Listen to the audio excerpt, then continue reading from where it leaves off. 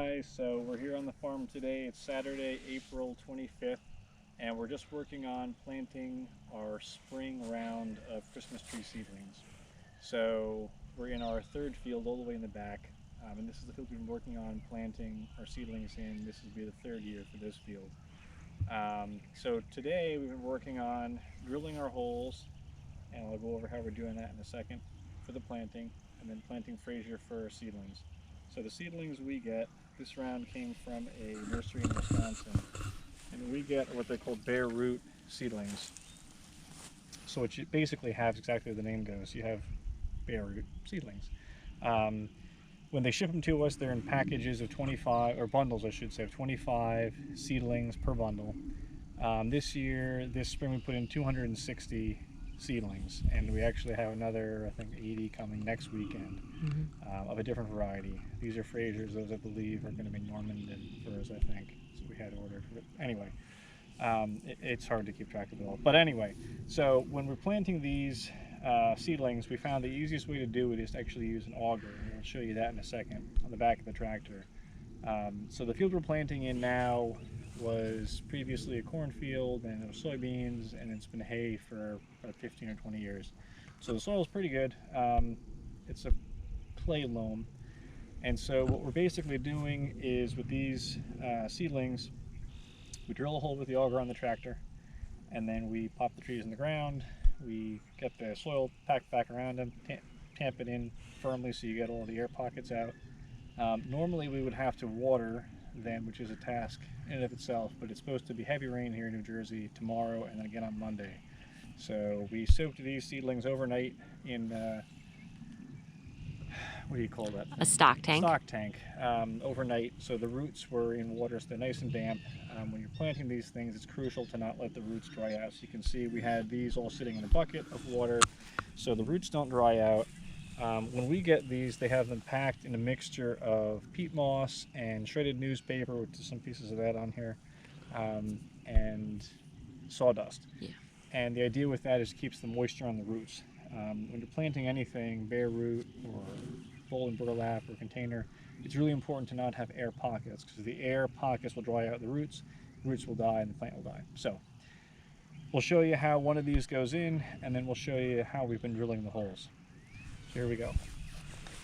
So you want to have your seedling, you want to take your roots, and you want to have them nice and loosely into the hole, and not have them in a circular pattern, because what you don't want to do is have them get what they call root bound, which basically is where the roots go around in a circle in the hole. They don't expand, and it can damage the tree, it can girdle the tree, and it can stunt its growth. So you get them in there nice and loose, and you can see these holes are pretty deep.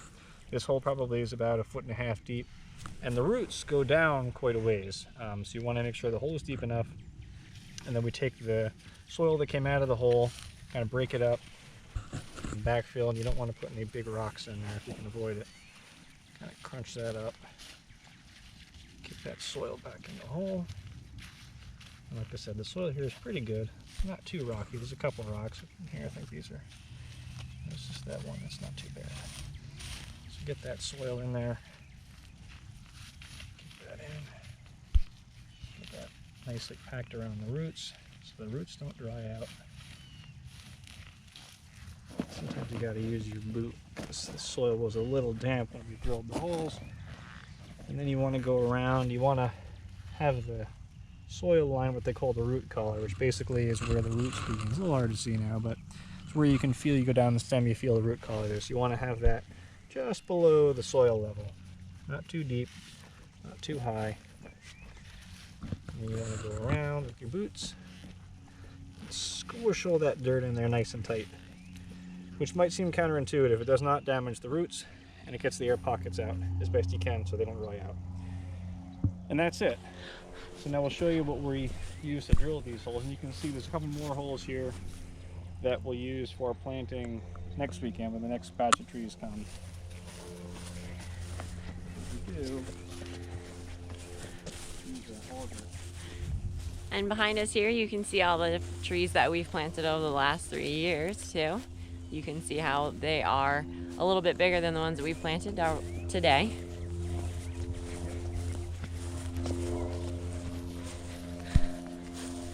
So what we use, what we invested in this year on the farm is an auger.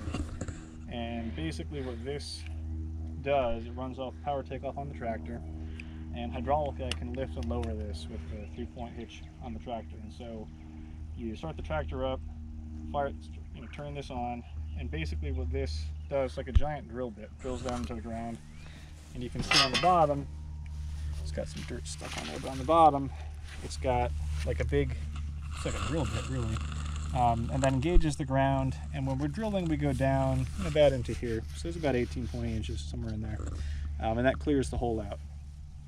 And then from that point, like I say, we can plant them, and it's much easier that way than trying to do it. Last year and 2 years ago, we used grub hoe, which works, but it takes a lot longer to dig the holes. It's a lot more work when you're planting this many trees in a short period of time. We did all these literally in the last like 4 hours, because we have a lot of other stuff going on. We both work full time, so this is the way to do it. So this is a handy contraption. That's what we use to drill our holes. It works very well.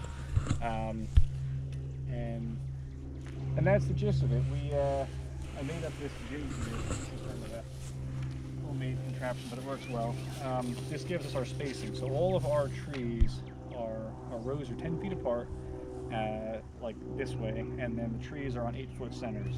And so that's important for 2 reasons. One is you want to have the trees, when they grow, obviously they have to have enough room to expand. They're small now, there's a lot of space in between. When they get bigger, like the trees in the front, they grow closer to each other. So you want to make sure you have enough room so you get sunlight and you get air passing through.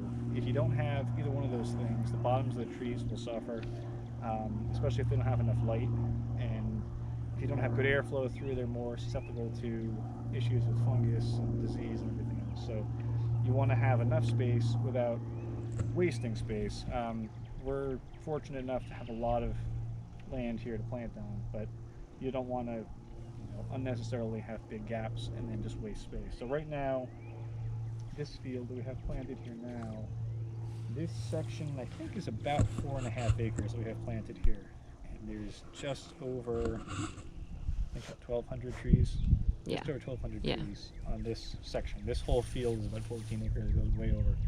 And eventually this whole thing will be planted with Christmas tree seedlings. So we're working from this way to that way with that. So anyway, so the jig, right? So I kind of lost my train of thought here. So the jig, the way this works. Yeah, there you go. Yeah, so lay it down like a there you go. So basically what we do is this would be on the previous hole, right? So we keep our 8-foot spacing in our row, keep our 10-foot row spacing. So the other reason why that's important, right? So with the small trees, it's really important to keep the mowing under control. When the trees are bigger, you're not going to mow them over because they're, if you get that tall, the weeds never get that tall.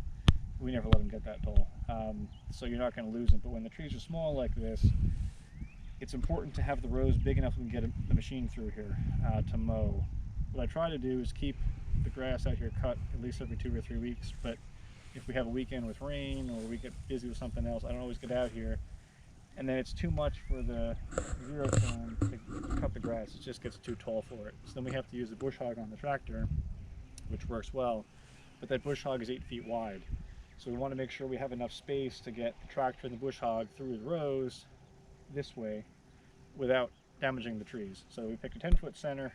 It's good that way. Plus we can get a pickup truck through there when they're little like this if we have to get in to fertilize them or water them or whatever.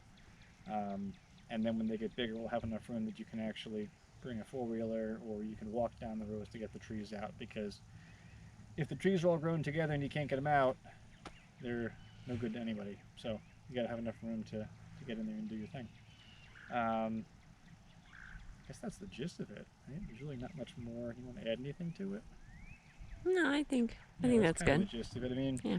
We were trying to squeeze everything into one day this weekend because tomorrow's going to rain. So I wanted to get them all done before it rains. Plus, planting trees in the rain is not a lot of fun.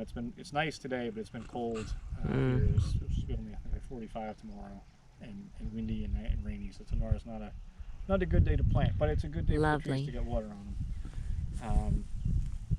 And we'll probably do another vlog next weekend. We plant the second round of trees, another 60 or 80 we have ordered, which will finish out this row, probably start one more row of the evergreen trees. And yeah, you know, the way we kind of orient our trees, for anybody that's interested, the way we have this field set up is it's an east-west orientation. It's the same setup as the trees up by the house.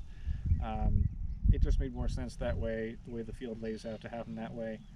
This field is a good field for Christmas trees because it has a little curvature to it, except for a little section at the bottom there we have to put some grain tile in. We're not planting that section, it's a little too wet.